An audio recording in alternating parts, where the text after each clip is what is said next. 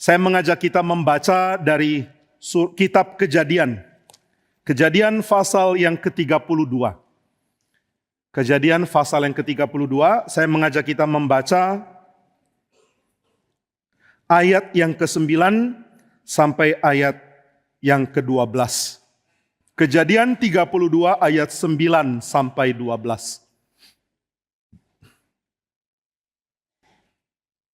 Mari kita membaca Kejadian 32 ayat 9 sampai 12. Kemudian berkatalah Yakub, "Ya Allah nenekku Abraham dan Allah ayahku Ishak, ya Tuhan yang telah berfirman kepadaku, pulanglah ke negerimu serta kepada sanak saudaramu, dan aku akan berbuat baik kepadamu. Sekali-kali aku tidak layak untuk menerima segala kasih dan kesetiaan yang kau tunjukkan kepada hambamu ini. Sebab aku membawa hanya tongkatku ini waktu aku menyeberangi sungai Yordan ini. Tetapi sekarang telah menjadi dua pasukan. Lepaskanlah kiranya aku dari tangan kakakku, dari tangan Esau, sebab aku takut kepadanya. Jangan-jangan ia datang membunuh aku, juga ibu-ibu dengan anak-anaknya.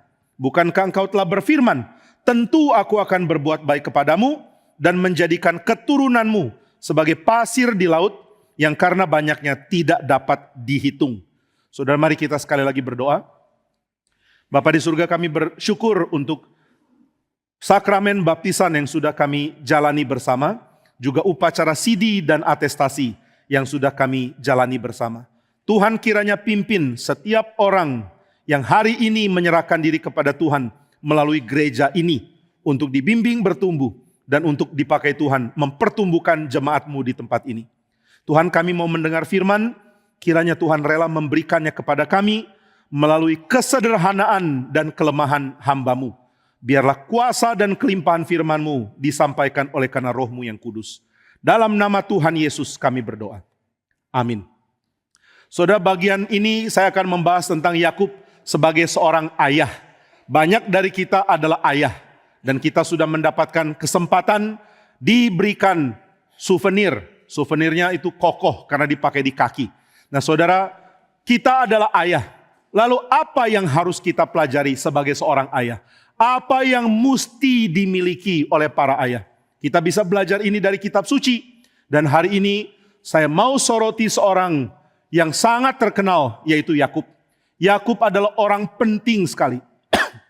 Walaupun dia bukan raja, dia bukan pemimpin pasukan tentara, tapi dia adalah seorang yang dipakai Tuhan menjadi kepala dari sebuah bangsa pilihan. Israel dimulai dari Yakub. Tuhan berfirman kepada Abraham, Abraham beriman kepada Tuhan. Tuhan lanjutkan firman itu kepada Ishak, dan Ishak beriman kepada Tuhan. Tuhan lanjutkan kepada Yakub, dan Yakub beriman kepada Tuhan. Kenapa Abraham? Karena Tuhan yang pilih, bukan Abraham yang pilih Tuhan. Kenapa Ishak? Karena Tuhan yang pilih. Bukan bukan Ishak yang pilih Tuhan. Tuhan mengatakan kepada Abraham, waktu engkau sudah tua, ketika istrimu tidak mungkin memiliki anak, aku akan memberikan anak kepadamu. Ini mujizat Tuhan. Lalu setelah Ishak, Tuhan pilih Yakub. Dikatakan oleh kitab suci, ketika dua anak ini ada dalam kandungan Ribka, mereka saling tolak menolak. Ribka melihat ini sebagai omen, sebagai pertanda bahwa dia tidak akan tenang hidupnya karena anak dalam kandungannya akan saling perang satu sama lain. Nah, ini pertanda orang-orang kuno. Mereka merasa kalau di dalam kandungan ada anak kembar, lalu keduanya saling dorong satu dengan lain secara sangat ekstrim. Ini adalah tanda mereka akan jadi dua kekuatan besar yang saling menghancurkan satu sama lain. Begitu Ribka sadar, Tuhan berikan kepekaan kepada dia. Langsung dia tahu, anak dalam kandunganku akan saling perang. Mana ada ibu bisa melihat ini? Mana ada orang tua melihat ada anak berkelahi satu sama lain dengan kebencian, saling bunuh satu sama lain. Ini tragedi, ini mimpi buruk. Maka Ribka mengatakan, kalau begini lebih baik saya mati. Tapi Tuhan menghibur dia dengan mengatakan, saya akan pelihara dua anakmu. Namun saya hanya akan pilih yang bungsu. Yang bungsu akan menjadi tuan bagi yang sulung. Maka Ribka yang sudah mendengar ini, mempunyai kepekaan yang besar sekali untuk memperhatikan Yakub. Esau tidak punya, Ishak tidak punya kepekaan ini. Ishak tidak rasa dia harus memperhatikan Yakub. Maka dua anak ini lahir dan mereka meskipun tidak saling perang, namun mereka punya gaya hidup yang beda. Esau punya gaya hidup yang menjadi cermin kesuksesan laki-laki pada waktu itu. Yakub tidak. Yakub adalah seorang yang tenang, diam di dalam rumah. Tapi Tuhan cinta Yakub. Kenapa Tuhan cinta Yakub? Karena dia mau pilih Yakub. Di dalam kitab suci dikatakan, aku mengasihi Yakub dan membenci Esau. Nah saudara, membenci bukan berarti benci karena marah ya. Tapi benci berarti loveless. Di dalam bahasa Ibrani tidak ada loveless. Yang ada adalah cinta dan benci. Waktu orang mengatakan, saya cinta A dan benci B. Artinya adalah dia cinta A lebih dari B. Nah ini pengertian harus kita ketahui. Tuhan tidak pernah membenci tanpa alasan. Maka dikatakan, aku mencintai Yakub, tapi aku mencintai lebih sedikit Esau. Esau kenapa dibenci? Tuhan tidak benci. Yakub kenapa dicintai? Karena Tuhan mau pilih dia. Kenapa Yakub? Tuhan yang pilih. Apa alasannya? Tidak ada alasan. Murni karena anugerah. Kita punya lagu mengatakan, why have you chosen me? Ini juga yang akan dipanjatkan Yakub. Saya tidak mengerti kenapa Tuhan pilih saya. Tapi faktanya Tuhan sudah pilih saya. Saudara, orang yang sadar doktrin pilihan akan respons beda kepada Tuhan. Orang yang merasa, oh aku berbuat baik, aku bisa bertobat, aku bisa menjalankan perintah Tuhan. Ini menjadi satu seruan yang diberikan dengan confident. Kenapa aku diselamatkan? Karena saya pilih Tuhan. Karena saya beriman kepada Tuhan. Karena setelah dengar Injil, saya memutuskan untuk bertobat. Orang seperti ini sulit untuk menghargai berkat Tuhan. Karena dia merasa dia punya andil terhadap keselamatannya. Tapi jika kita mengerti doktrin pilihan, semua hanya karena Tuhan, tidak ada bagian saya. Kita akan mengatakan, Tuhan, why have you chosen me? Out of millions, your child to be. Kenapa aku jadi anak? Kenapa aku tidak dibuang? Aku begitu hina, aku begitu penuh dengan kecemaran. Namun engkau tetap rela memilih aku. Mengapa ya Tuhan? Ini pertanyaan orang percaya. Orang yang masih simpen andil di dalam dirinya. Aku pilih karena aku punya bijaksana. Karena aku punya iman. Karena aku punya kebajikan. Orang ini tidak mengerti Tuhan. Yakub sangat mengerti dia bukan siapa-siapa. Di dalam kehidupan keluarga dia adalah seorang laki-laki yang tinggal di rumah. Ada yang menafsirkan tinggal di rumah itu berarti mempunyai gaya budaya yang lebih stabil. Budaya kota. Bukan budaya nomaden. Tapi saya tidak melihat tafsiran ini meyakinkan. Yakub tinggal di rumah menandakan dia adalah seorang yang tidak seperti laki-laki pada umumnya. Dikatakan kulitnya begitu halus. Laki-laki kulit halus itu malu. Jangan ikut zaman sekarang ya. Sekarang laki-laki punya lotion sendiri untuk bikin kulit halus. Memalukan. Kenapa laki-laki kulit mesti halus? Saya terus ingat kakek saya. Kalau jabat tangan dengan saya dia selalu hina. Gimana kabarmu Jim? Saya jabat tangan dia, langsung dia komen, tanganmu halus sekali. Gak pernah kerja ya? Waduh saya malu. Maka sebelum kakek datang saya akan pukul-pukulkan tangan ke lantai, ke tanah. Supaya kasar sedikit. Masa sih tangan terlalu halus? Saudara, laki-laki harusnya mempunyai kulit yang tidak halus. Itu menandakan dia bertanggung jawab. Itu menandakan dia berani kerja. Itu menandakan dia tidak malas. Dan berani mengerjakan hal yang berisiko demi keluarganya. Laki-laki tidak boleh malas. Laki-laki tidak boleh sembunyi di dalam rumah. Laki-laki tidak boleh pikirkan keamanan bagi diri sendiri. Laki-laki mesti provide for the security of his home. Dia mesti pikirkan keamanan bagi rumahnya. Dia mesti ada di luar. Berani menanggung apa yang perlu. Nah saudara, hal seperti ini sudah banyak dilupakan. Kebajikan bagi seorang laki-laki dianggap tidak penting. Sudahlah, mau lembut juga gak apa-apa. Laki-laki tidak boleh terlalu lembut. Oh saudara, mungkin mengatakan, Pak jangan begitu. Seorang laki-laki tidak dinilai dari kasar atau lembut. Memang bukan esensi utama, tapi bagian dari keadaan menjadi seorang laki-laki. Nah maka saudara sekalian, waktu dikatakan Yakub mempunyai kulit yang halus, sedangkan Esau mempunyai kulit seperti laki-laki yang biasa ada di luar dan berburu. Ini langsung memberikan tanda, Yakub bukan seorang laki-laki yang bisa dengan gampang dihargai. Tapi Tuhan pilih Yakub. Waktu Yakub dipilih dia juga heran, papaku pun tidak pilih aku. Kok Tuhan mau pilih aku? Wah, kalau begitu aku dapat berkat yang besar sekali. Nah, Yakub adalah seorang yang sadar anugerah. Maka dia terus kejar anugerah. Banyak orang tidak sadar anugerah, maka tidak kejar anugerah. Sudah banyak orang datang ke gereja motivasi beragam. Tapi orang yang mengerti anugerah, dia akan datang ke gereja mengharapkan anugerah dicurahkan. Saya ingat perkataan dari rekan saya yang minggu depan akan khotbah di sini.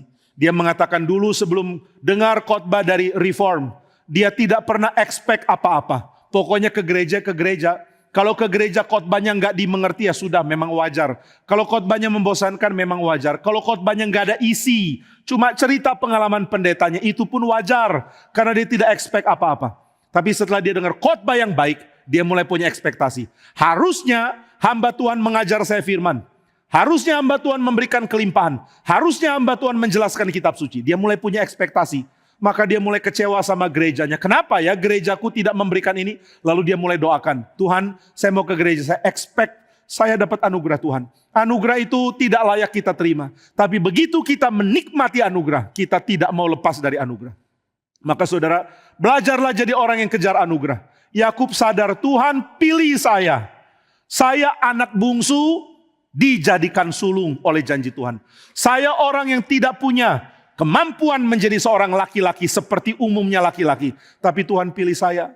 Kalau begitu Tuhan pilih saya karena apa? Karena anugerah Tuhan. Saya lebih baik dari Esau? Tidak. Saya lebih baik untuk jadi seorang pemimpin dibandingkan Esau? Juga tidak. Lalu kenapa Tuhan pilih ya? Sore ini jadi perenungan untuk kita juga. Why have you chosen me? Kenapa Tuhan pilih saya? Tuhan tahu dosa-dosa saya. Tuhan tahu kelemahan yang akan saya lakukan nanti maupun kelemahan yang sudah saya lakukan dulu. Kalau begitu kenapa Tuhan tetap pilih? Orang yang sadar anugerah langsung anggap anugerah adalah hal terpenting di dalam hidup. Kenapa orang gagal menjadi seorang ayah? Karena tidak sadar anugerah. Waktu orang tidak sadar anugerah, dia akan kejar hal lain. Dia kejar sukses, dia kejar karir, dia kejar uang, dia kejar segala macam hal yang dunia kejar. Lalu dia akan menjadi ayah yang sangat buruk karena dia dorong anaknya untuk kejar hal yang sama yang dia kejar. Orang yang tidak mengerti anugerah, cara pikirnya picik. Dengan kekuatan aku akan berjuang dan aku akan berhasil. Langsung punya konsep hierarki seperti yang dunia tawarkan. Aku mau ada di dalam piramida paling tinggi. Hanya sekelompok orang yang punya dan saya ada di situ. Aku mau tinggal di tempat terbaik. Aku mau punya pekerjaan terbaik. Aku mau punya uang terbanyak. Aku mau punya kenyamanan paling besar. Ini dikejar oleh orang yang tidak kenal anugerah. Tapi orang yang kenal anugerah akan pikirkan hal yang lain. Waktu ada orang mau sekolahkan anak, orang-orang di GRII umumnya akan berpikir, nanti anakku sekolah di luar negeri, dia gereja di mana ya? Adakah gereja reform yang baik? Nah, ini orang tua yang baik. Orang tua yang tidak pikirkan ini adalah orang tua yang mengkhawatirkan. Mengapa tidak peduli anakmu gereja di mana? Mengapa tidak peduli tentang pertumbuhan iman anakmu? Orang tidak mengerti anugerah, tidak kejar anugerah. Mengapa Esau tidak kejar anugerah? Dia merasa cukup sanggup untuk mendapatkan apa yang dia mau. Dia anak sulung, by born. Dia anak sulung dengan kemampuan. Dia sanggup jadi pemimpin. Dia sanggup membawa nama ayahnya dan sanggup melanjutkan tanah pengelolaan ayahnya untuk dia kelola. Nah, maka saudara, Yakub perlu anugerah, Esau tidak perlu anugerah. Yakub terus ada dalam kondisi inferior dan perlu anugerah. Esau terus ada di dalam posisi superior dan tidak perlu anugerah. Maka Esau dengan percaya diri pergi berburu. Waktu pulang dia capek, dia lihat Yakub sedang masak yang berwarna merah. Kita pakai tafsiran kacamata Manado ya. Ini Brennebon. Waktu Yakub masak, aromanya keluar.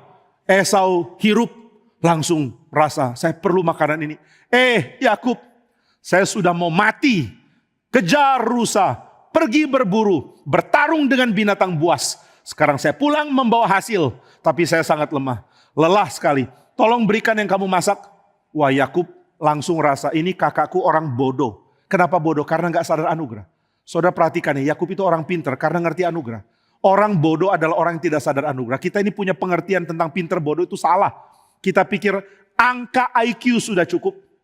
Angka IQ itu nothing. Kalau sudah tidak punya wisdom, tidak punya hikmat. Orang bijak, orang yang mampu menggunakan setiap pengetahuan yang dia punya untuk menjalankan apa yang secara real berhasil. Nah maka di dalam kitab Mazmur dikatakan orang benar apapun yang dikerjakan berhasil. Loh kenapa bisa berhasil? Karena dia tahu how to make use of his knowledge. Dia tahu bagaimana menggunakan seluruh pengetahuannya untuk situasi yang real sekarang. Banyak orang banyak pengetahuan tapi tidak tahu yang mana yang mau dipakai. Tahu, tahu. Sekarang ada situasi di depanmu, mau ngapain? Nggak tahu. Loh kenapa nggak tahu? Karena aku tidak tahu how to make use of my knowledge. Kalau begitu engkau bukan orang pintar. Engkau bukan orang berhikmat. Alkitab menilai manusia dengan cara yang beda dengan dunia menilai. Jadi saudara jangan bangga jika dunia menilai engkau orang pintar. Tapi bagi Alkitab engkau gagal. Alkitab yang lebih ngerti bagaimana manusia harusnya dinilai. Dan Alkitab yang memberikan jalan bagaimana supaya manusia lulus penilaian dari kitab suci.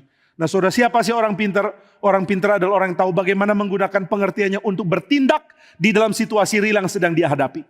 Ada keadaan nyata dan keadaan ini harus saya jalani dengan kemampuan menerapkan apa yang Tuhan percayakan kepada saya. Ada hikmat, ada pengertian, dan ada kemampuan untuk menerapkan demi kebaikan. Nah maka dikatakan berbahagialah orang yang siang malam merenungkan firman. Berbahagialah orang yang kesukanya adalah Taurat Tuhan. Dia seperti pohon ditanam di tepi aliran air, akan berbuah pada waktunya. Apapun yang dikerjakannya berhasil. Kenapa berhasil? Karena dia mengerti bagaimana menerapkan kebenaran di dalam fakta yang nyata.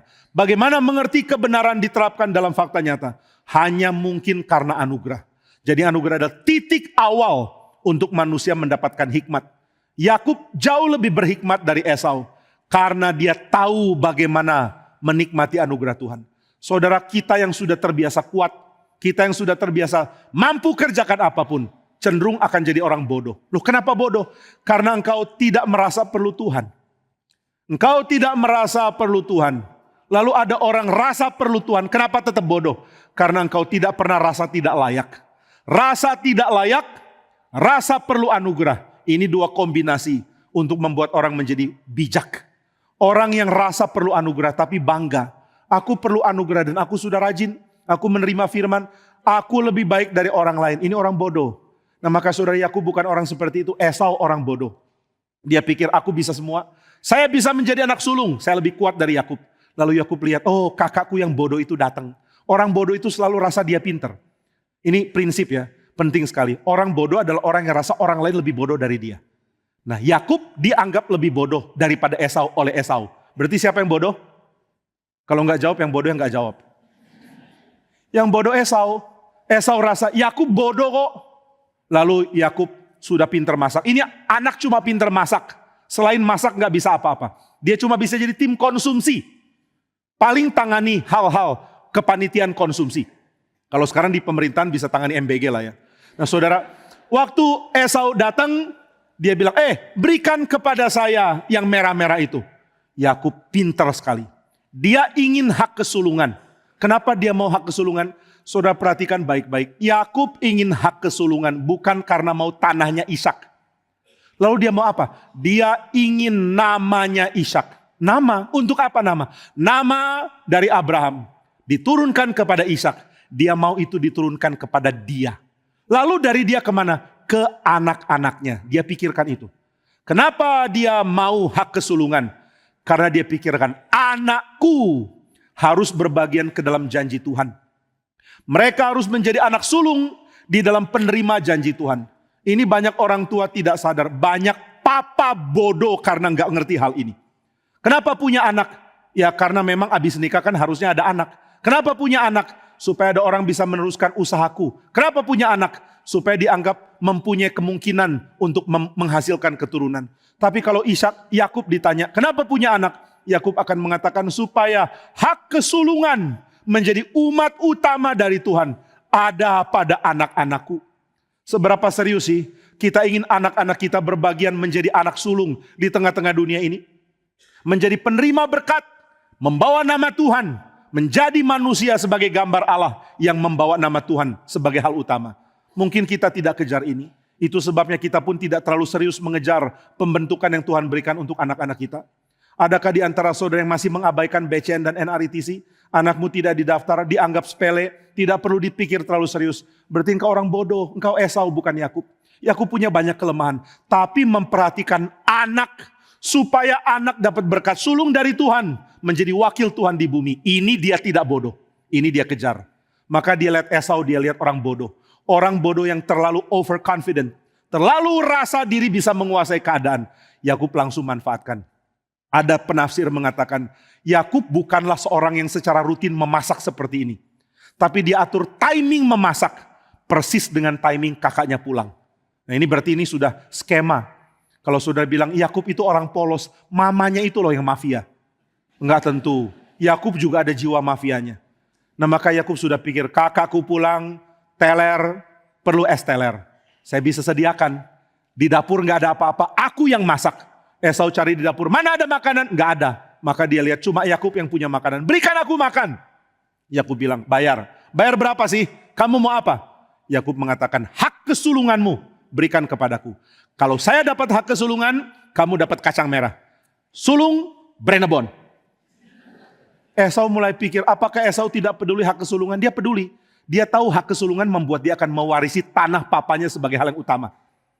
Kalau begitu dia suka hak kesulungan, suka. Tapi kenapa dia berikan? Karena dia overconfident. Dia anggap remeh janji. Karena dia pikir, siapa bisa ambil hak kesulungan dari saya? Aku lebih laki-laki daripada Yakub. Aku lebih powerful daripada dia. Gak mungkin beralih. Nah dia meremehkan. Maka dia mengatakan, sudahlah, ayo deal. Hak kesulungan gak penting. Akhirnya dia tukar. Setelah tukar dia pikir gak akan terjadi. Tapi Tuhan punya rencana lain. Oh kamu sembarangan dengan hak kesulungan. Kamu meremehkan ini. Ya sudah saya ambil dari engkau. Saudara hati-hati ya. Dosa itu bukan merugikan Tuhan. Tuhan gak pernah rugi. Saudara berdosa yang rugi bukan Tuhan. Banyak orang pikir saya sudah berdosa. Tuhan marah sama saya karena saya merugikan dia. Tuhan gak rugi. Tuhan merugi apa sih? Apa sih artinya kita di hadapan Tuhan? Tuhan tidak akan rugi kalau kehilangan kita. Tapi kenapa Tuhan mau kita tidak berdosa? Karena dia mencintai kita. Dan kita tidak boleh hancur karena dosa. Tuhan ingin kita teguh dan limpah di dalam dia. Bukan hancur dan merana di luar dia. Nah maka kalau kita berdosa, yang rugi bukan Tuhan, yang rugi kita. Maka setiap perbuatan dosa akan dilanjutkan dengan kerugian yang besar dari kita sendiri. Saudara meremehkan Tuhan, Tuhan akan meremehkan saudara. Kita menganggap Tuhan itu bukan siapa-siapa, maka Tuhan juga akan anggap kita bukan siapa-siapa di dalam rencananya. Mengapa tidak banyak orang pikir ini dengan serius? Saudara pikir ini untuk anak, saudara cuma pikir hal yang sempit. Pokoknya kerja dapat uang sudah cukup bagi saya. Itu pikiran paling tolol. Orang yang cuma pikir uang adalah orang tertolol di dunia. Ingat ya, jika engkau cuma pikir uang, kamu orang bodoh. Dan saya akan hina kebodohanmu cuma pikir uang. Ada begitu banyak kelimpahan dari manusia yang perlu diperjuangkan. Dan uang cuma aspek paling rendah di dalamnya. Saudara, saya percaya Tuhan akan memberikan kepada gerakan Reform Injili pengaruh yang besar. Dan uang bukan hal paling utama. Tahu dari mana uang bukan paling utama? Karena kadang-kadang Tuhan izinkan kita mengerjakan proyek yang melampaui keuangan kita. Dan Tuhan tutup dengan cara yang menakjubkan. Tuhan seolah mengatakan uang itu gampang. Kalau aku mau kasih, aku akan kasih. Kalau aku tidak kasih, aku akan tahan. Saudara di sini yang berpikir engkau bisa cari uang sendiri, saya akan jawab rupamu. Engkau tidak bisa cari uang sendiri. Kalau mau bertarung dengan Tuhan mengatakan, aku tidak perlu Tuhan, aku bisa hidupi kehidupan sendiri. Silakan buktikan. Saya berani jamin. Di dalam waktu tertentu, engkau akan dihancurkan oleh Tuhan. Lalu engkau akan datang kepada saya dan mengatakan, memang benar Pak, I cannot do anything. Tidak ada apapun yang bisa saya lakukan. Saya hanya orang merana yang kasihan sekali. Maka perhatikan ini baik-baik. Esau pikir dia bisa kuasai dirinya, bisa kuasai keadaan, bisa menjadi orang yang pegang segala hal dengan kekuatan yang keras. Tapi Tuhan bilang tidak, aku dengar janjimu kepada Yakub. Aku akan cabut hak kesulungan dari kamu, berikan kepada Yakub. Nah saudara, Esau tidak sadar dia kehilangan hal paling berharga untuk anak-anaknya. Dia cuma pikir, oh hak kesulungan apa itu? Tanah, ternak, kekayaan. Papaku harusnya berikan ke aku. Dan Tuhan memang kasih kok. Esau itu kaya. Waktu Yakub balik dari Mesopotamia, dia mau kasih kambing domba kepada Esau. Esau bilang, saudaraku, aku punya banyak. Esau sudah gak marah. Kenapa gak marah? Karena bisnisnya sukses. Nah, orang bodoh cirinya begini. Bisnis sukses, hati senang. Bisnis kacau, hati kacau. Kalau saudara kacau tidak kacau hanya diukur oleh uang, saudara orang yang bodoh. Nah maka Esau ini orang bodoh. Begitu harta banyak, dia sudah lupa hak kesulungan. Udahlah gak apa-apa, hak kesulungan gak ada. Aku kaya kok. Tapi dia tidak tahu dia sedang menghancurkan keturunannya. Keturunannya tidak punya hak di dalam janji Tuhan. Orang Edom tidak punya hak apa-apa. Wah ini membuat Esau jadi orang bodoh karena dia tidak pikirkan keturunannya dapat apa. Sedangkan Yakub lain. Yakub terus pikir bagaimana dapat hak kesulungan. Hak kesulungan untuk apa? Untuk dapat tanah, kambing, domba? Bukan. Hak kesulungan supaya keturunanku melanjutkan janji yang Tuhan berikan kepada Abraham, kepada Ishak, dan kepada saya. Dari saya kepada keturunan saya. Itulah yang saya ingin. Maka dia pun harus lari karena Esau mau bunuh dia. Dan di dalam keadaan dia ada di rumah Laban. Dia diberi anugerah oleh Tuhan. Dia menikah dengan Rahel dan dapat Lea juga. Nah saudara kalau bingung ini kenapa kok nikah dengan dua orang, Tuhan setuju atau tidak? Saya tidak jawab ya. Ini sudah dijawab di Kebaktian 1. Kalau saudara ingin tahu ya dengar aja videonya. Jadi boleh nggak sih nikah dengan lebih dari dua orang? Boleh nggak ya? Saya nggak mau jawab. Saudara bilang, saya sudah tahu Pak, nggak usah pakai sok misteri gitulah. Pasti nggak boleh. Satu laki-laki, satu perempuan. Nah saya akan tanya balik, kenapa Yakub bisa punya dua istri? Ada Lea, ada Rahel. Plus ada budak dari Lea dan budak dari Rahel. Dua istri, dua gundik. Kayaknya boleh ya? Nggak jawab ya? Dengar video di KU 1. Ini PR. Kalau sekolah boleh kasih PR, kenapa kebaktian nggak boleh ya? Nah PR dikumpulkan dalam 3 hari, dikumpulkan lu tanggung jawab sama Tuhan, bukan saya yang uji. Nanti nilainya dari Tuhan, kalau lulus boleh naik kelas, kalau nggak lulus tinggal kelas. Jadi kalau minggu depan masih di sini berarti lu semua tinggal kelas. Nah saudara, Yakub balik, sudah ada anak, Tuhan berikan keturunan, dan dia tidak pernah lupa keinginannya supaya anaknya berbagian di dalam janji sulungnya Tuhan. Maka hal pertama yang ingin saya tekankan untuk para ayah, ini kan hari ayah ya. Wah saudara yang ibu-ibu merasa, waktu hari ibu kok Bapak nggak khotbah untuk ibu-ibu? Dengar dulu khotbahnya, nanti saudara rasa bersyukur nggak khotbah untuk ibu-ibu. Khotbahnya keras loh, pikulannya berat sekali. Hei para ayah, apakah yang kamu harapkan untuk anakmu? Saudara harus mengatakan, aku berharap janji terbaik Tuhan untuk anak saya. Tuhan punya janji ada banyak, aku mau yang paling baik. I want the best promises.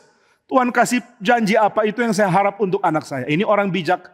Orang bijak selalu ingin anak dapat yang terbaik. Orang bodoh tidak tahu apa itu yang terbaik, tapi dia tetap ingin yang terbaik untuk anaknya. Semua orang tua begitulah ya. Papa mau anaknya dapat terbaik, tapi sayang tidak banyak orang tahu apa itu terbaik. Ada orang pikir terbaik itu kalau anak dikasih game.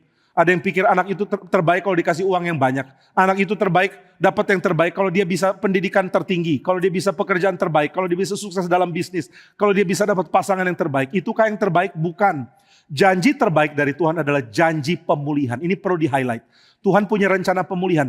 Sejak manusia jatuh dalam dosa, sampai nanti manusia dipulihkan. Hal terbaik yang Tuhan berikan kepada ciptaan adalah janji penebusan dan pemulihan.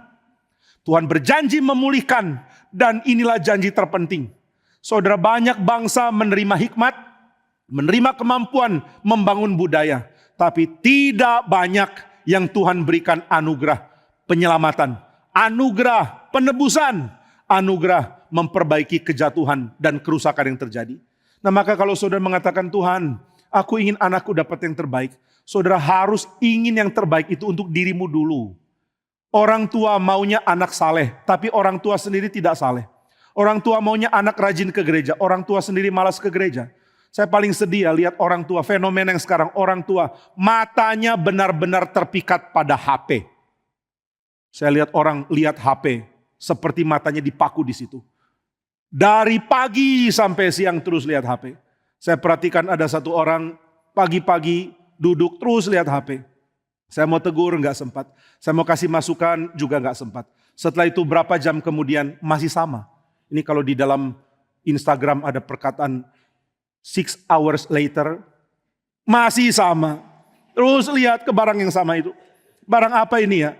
Mengokupasi pemikiran kita terlalu besar.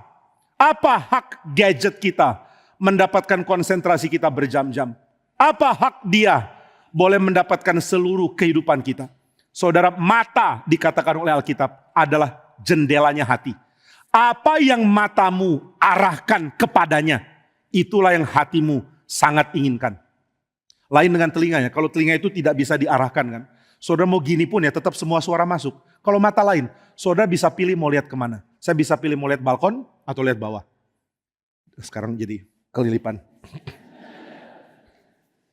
Nah saudara, saya bisa tentukan mataku mau lihat kemana. Dan Alkitab mengatakan mata mengarah kemana itu diatur oleh hati. Kalau sekarang saudara lihat ada kamera, ini kamera bisa gerak-gerak. Coba Aufi gerakan, tunjukkan. Nah tuh gerak ya. Waktu dia gerak yang tentukan siapa? Aufi. Tapi pasti bukan Alfred, karena Alfred di depan sini. Jadi yang gerakan mikrofon itu orang Aufi. Terserah dia kamera. Terserah dia kameranya mau kemana. Mata saudara yang gerakan hati. Hati adalah tim Aufi dari matamu. Matamu lihat kemana, terserah hatimu. Hatimulah yang atur matamu kemana. Saudara, hatimu bermasalah besar. Karena hatimu mengarahkan matamu untuk lihat kotak kecil di tanganmu berjam-jam. Berjam-jam melihat barang yang tidak penting itu. Kenapa ya kita begitu terpaku? Ada orang mengatakan evolusi manusia. Ini yang percaya evolusi, kita enggak ya. Evolusi manusia itu dari makhluk seperti kera, makin lama makin tegak. Akhirnya manusia modern tegak. Lalu setelah itu makin menuju ke modern, postmodern, mulai bentuk U. Gitu ya, bentuk F. Makanya Facebook lambangnya F. Manusia yang kepalanya ke bawah terus. Nah itu evolusi. Nanti ke depannya makhluk manusia adalah makhluk yang bentuknya itu seperti tongkat. Ujung payung. Lihatnya HP terus. Ada apa sih di HPmu? Kenapa hati begitu tertarik melihat benda itu? Oh saya lagi kerja Pak. Kerja, benarkah kerja harus mengokupasi sepenting itu? Tidak adakah waktu yang diberikan untuk yang lain? Saudara, banyak orang ingin anak beribadah. Sendiri gak beribadah. Sendiri lihat HP, sendiri main-main, sendiri duduk di luar tidak masuk ke dalam ibadah. Lalu engkau mengatakan, nah harus ibadah. Anak akan menghina engkau. Engkau tidak ingin yang terbaik, tapi engkau ingin aku dapat yang terbaik, omong kosong. Banyak orang tua menghancurkan hidup anak bukan dengan kata-kata, tapi dengan tindakan sehari-hari yang dia tidak sadar. Ini peringatan untuk para ayah termasuk untuk saya ya. Saudara memberi nasihat apa kepada anakmu? Dikatakan di dalam dunia pendidikan bahwa unintentional message itu yang membentuk orang lebih besar daripada intentional message. Saudara mengatakan, aku ingin anakku belajar A. Tapi saudara secara rutin mempraktekkan B. Anakmu belajar B. Ini sesuatu yang sudah given. Saya kalau dengar anak saya yang kecil marah-marah. Saya melihat gema dari marah-marahnya saya. Saya bilang, kenapa lu marah-marah begitu? Dia lihat saya. Sama. Oh iya saya ya. Wah saudara, engkau ingin anakmu dapat berkat terbaik. Tapi usahamu kejar berkat terbaik kecil sekali. Sangat-sangat minim. Siapa di antara kita yang ngotot beribadah dengan serius? Berbahagialah kamu. Ada orang-orang yang tidak pernah serius beribadah. Datang ibadah kalau bisa kelihatan ibadah sudah. Kalau enggak saya duduk di luar lihat HP. HP. Ini nanti Mazmur 23 diubah sama dia. Smartphones adalah gembalaku. Takkan kekurangan aku. Smartphones membaringkan aku di padang yang berumput. Virtual AI. Smartphones menuntunku ke jalan yang benar. Jalan hoax. Oleh karena nama Steve Jobs. Sekalipun aku berjalan dalam lembah kekelaman, aku tidak takut karena banyak reels. Aplikasi dan program gratis, itulah yang menghibur aku. Sudah jadi makin kacau saya. Nah saudara, berhenti memamerkan hal yang membuat anak mendapatkan pesan bahwa engkau mengejar sampah dalam hidupmu. Saudara, kita mengejar sampah terus untuk apa ya?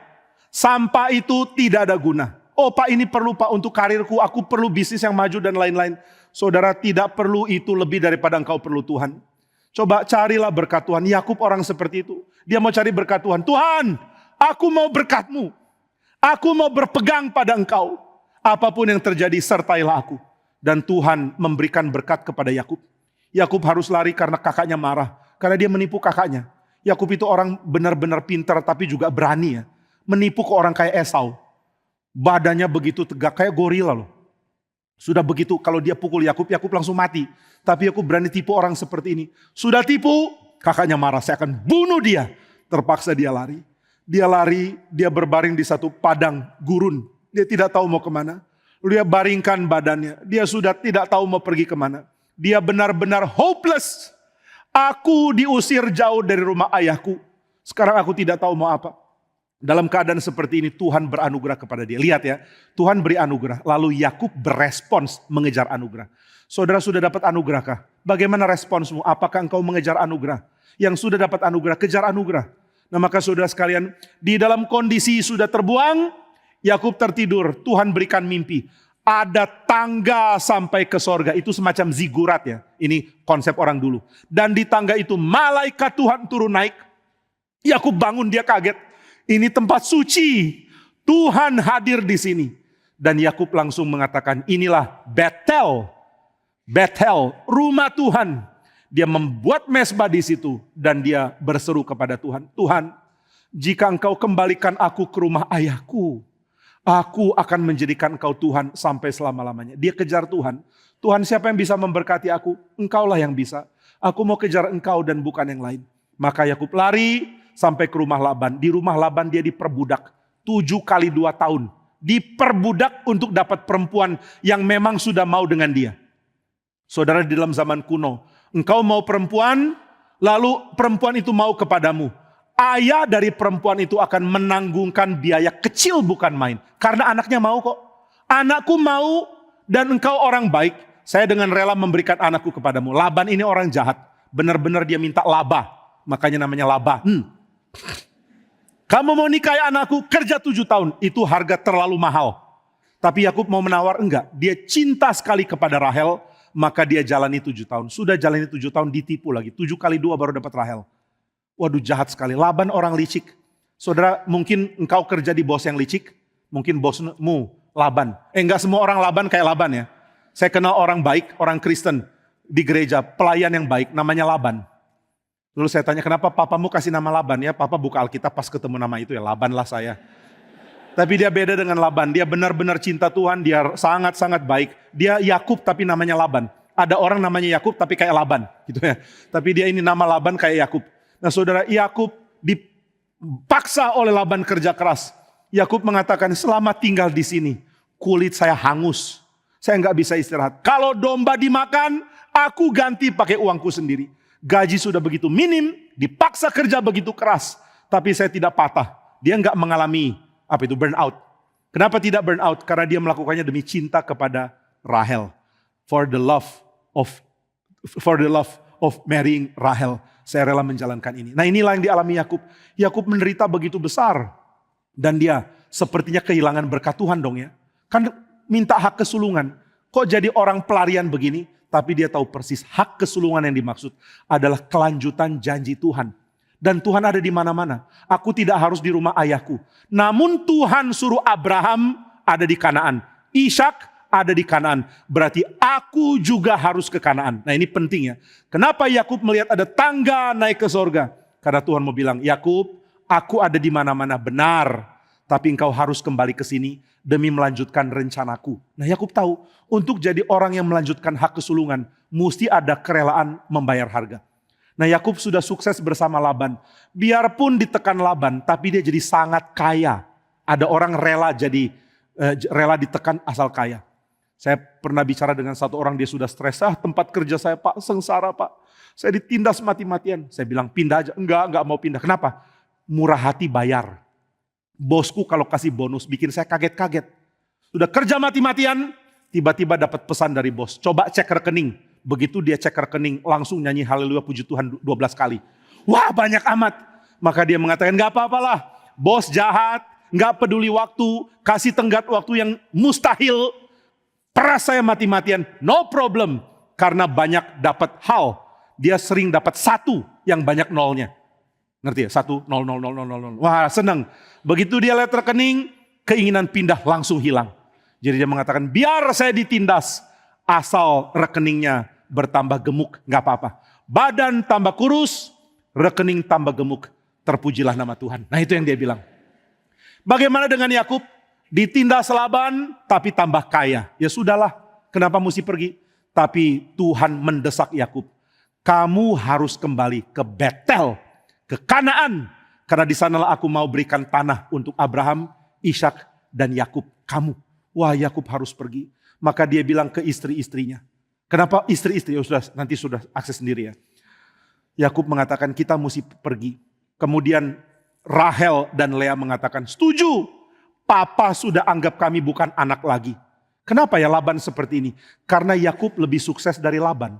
Ini kesulitan orang berbakat ya. Begitu dia berbakat, dia lebih berbahagia, lebih berhasil dari bosnya. Wah, sedih sekali seperti ini. Saya sering dengar waktu saya masih mahasiswa. Ada teman-teman saya yang berbakat. Waktu praktek, jauh lebih disukai khotbahnya daripada gembala sidang. Lalu gembala sidang mulai iri. Kenapa dia lebih disukai? Waktu gembala sidang pimpin PA, peserta PA turun. Akhirnya dengan kebesaran hati gembala sidang mengatakan, sudah kamu yang praktek yang pimpin PA. Baik ya, bukan baik, dia sudah gagal loh. Sudahlah ini yang datang makin sedikit. Suruh mahasiswa yang pimpin. Begitu yang pimpin mahasiswa naik lagi. Karena dia rajin, dia belajar baik-baik dan dia punya pengetahuan yang limpah sekali. Dia mulai pimpin PA.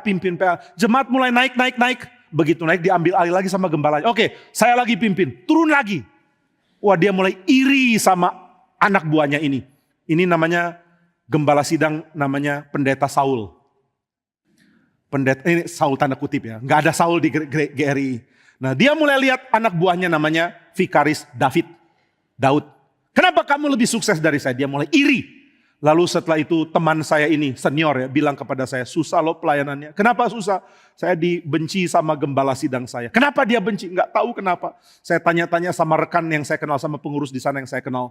Pengurus itu bilang, ya gimana ya? Kami lebih suka dengar dia daripada Bapak yang terhormat itu. Kenapa lebih suka? Ya lebih limpah.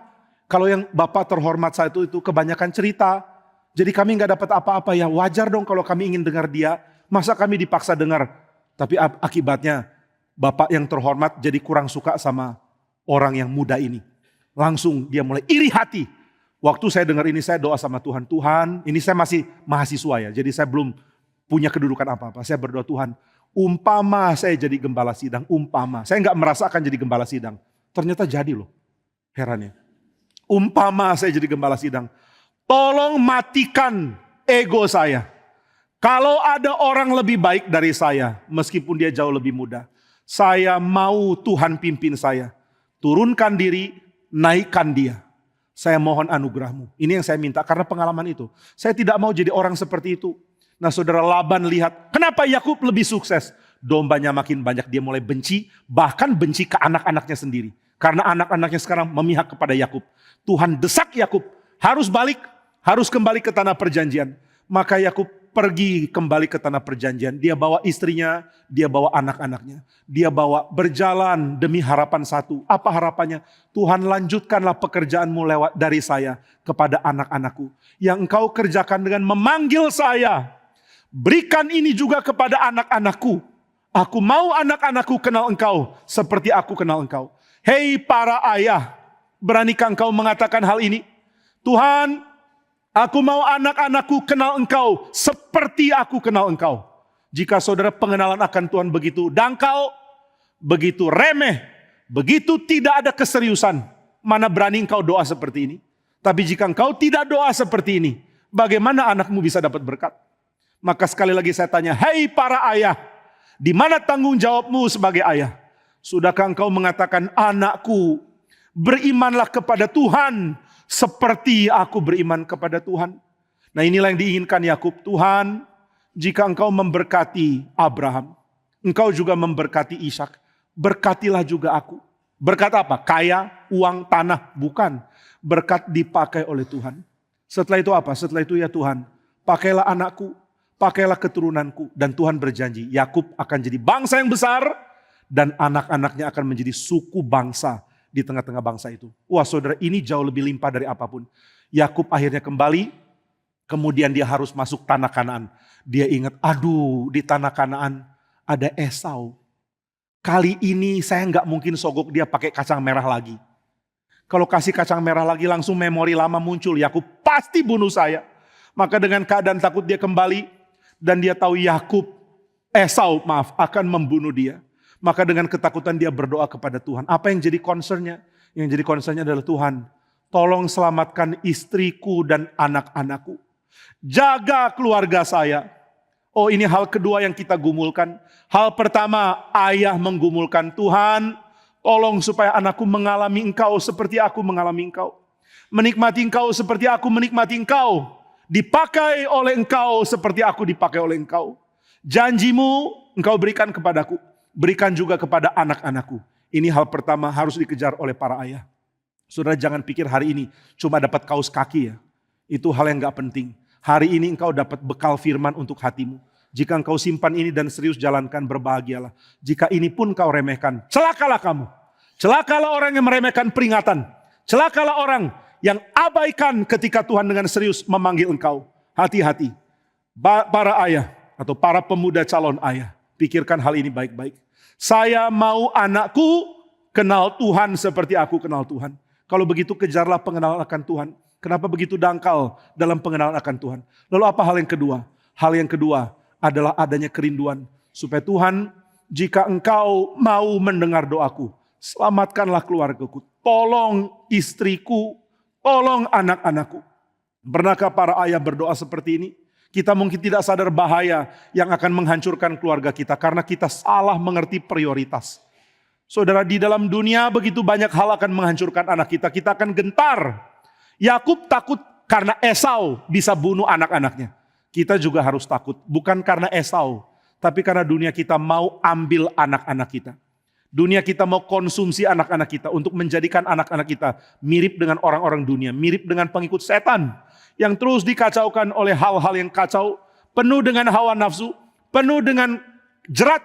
Penuh dengan segala macam kerusakan moral. Penuh dengan ketidaksetiaan. Penuh dengan kepalsuan. Penuh dengan tipu daya, penuh dengan jeratan hawa nafsu yang tidak bisa dilepas. Ngeri kalau lihat apa yang terjadi di tengah dunia. Ada kalimat dari Pak Tong yang terus saya ingat sangat menakutkan. Pak Tong mengatakan, jangan pikir hal yang terjadi pada orang lain tidak akan terjadi padamu. Ini kalimat dikeluarkan oleh seorang psikiater, seorang konselor, seorang yang sangat mampu memberikan nasihat bagi pernikahan. Tapi kemudian keluarga dia sendiri hancur. Lalu dia mengatakan, jangan pikir apa yang bisa terjadi pada orang, tidak akan terjadi padamu. Nah maka saudara, para ayah punya tugas dengan gentar berdoa. Memohon Tuhan, tolong keluargaku, berkatilah anak-anakku, lindungi mereka. Saya pernah dapat kutipan dari seorang pengkhotbah di abad 19.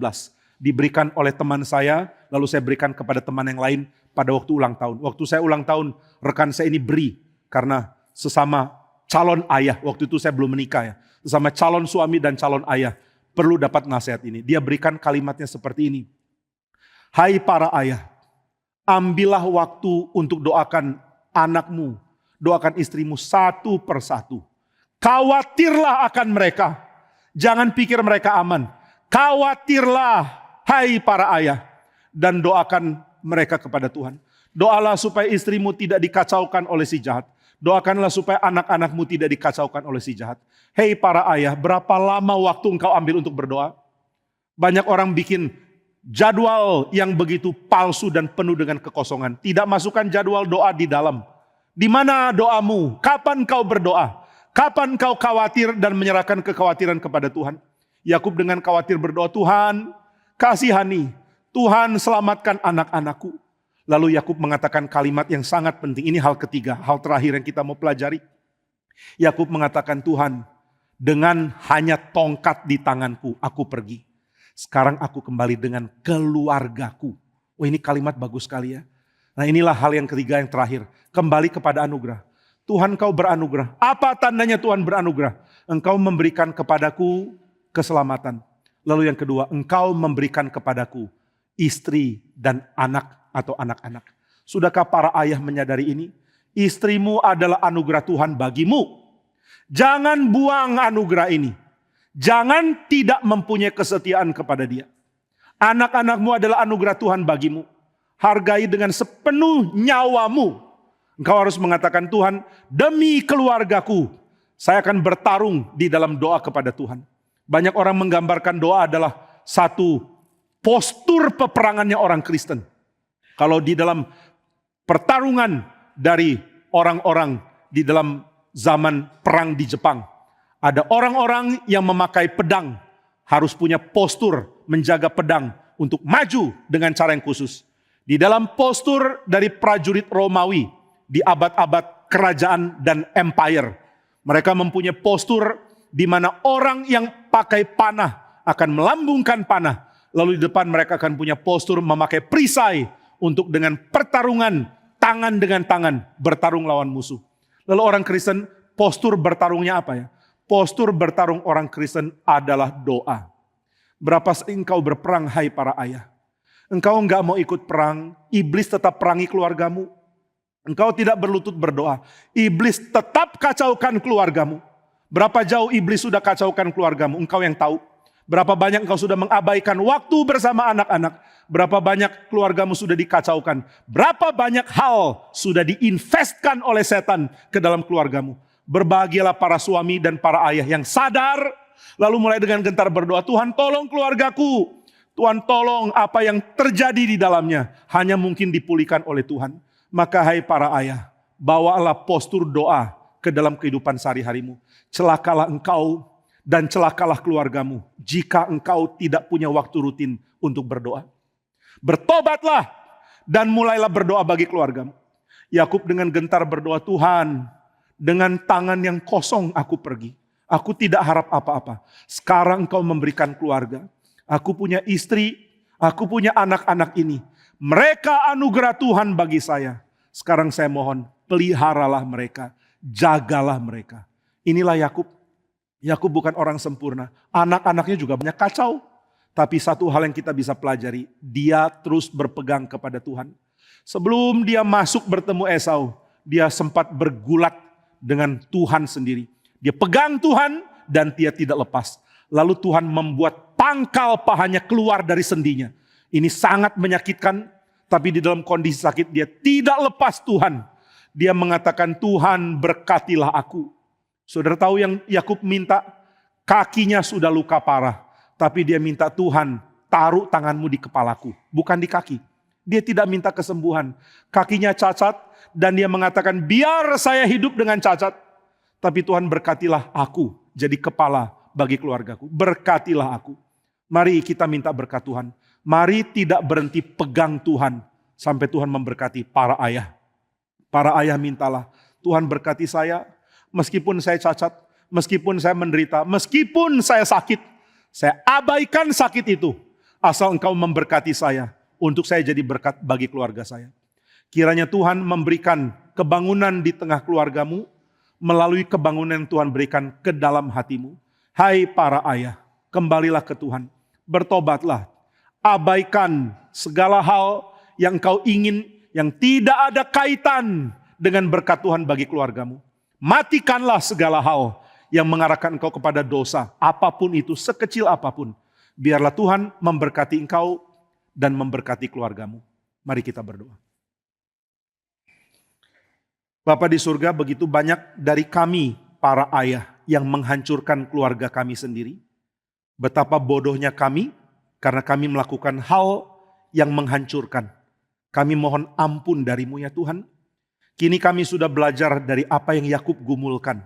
Kami ingin menjadi ayah yang menggumulkan hal yang sama dengan yang Yakub gumulkan. Tolong kami supaya kami menginginkan berkat sulungnya Tuhan. Tolong kami supaya kami juga menginginkan agar anak-anak kami mendapatkan berkat sulung dari Tuhan. Tolong kami supaya kami menjadi orang tua yang menghidupi kehidupan merindukan Tuhan. Supaya anak-anak kami pun mempunyai kehidupan yang merindukan Tuhan. Tuhan tolonglah kami. Biarlah kami juga belajar untuk mengerti berkat Tuhan. Belajar untuk bergumul dan belajar untuk memberikan ucapan syukur untuk keluarga yang Tuhan berikan kepada kami. Jika kami adalah anak-anak muda yang belum mempunyai pasangan dan belum mempunyai anak, berikanlah kepada kami kemampuan untuk mempersiapkan diri menjadi suami yang baik nanti dan menjadi ayah yang baik nanti. Tolonglah kami, tolonglah pernikahan kami, tolonglah anak-anak kami, tolonglah kehidupan kami. Berkati kami semua, berkati para istri menjadi penolong yang baik bagi suami. Berkati para anak belajar menghormati papa dan mama. Berkati kami semua ikut Tuhan dengan setia. Dalam nama Tuhan Yesus kami berdoa. Amin.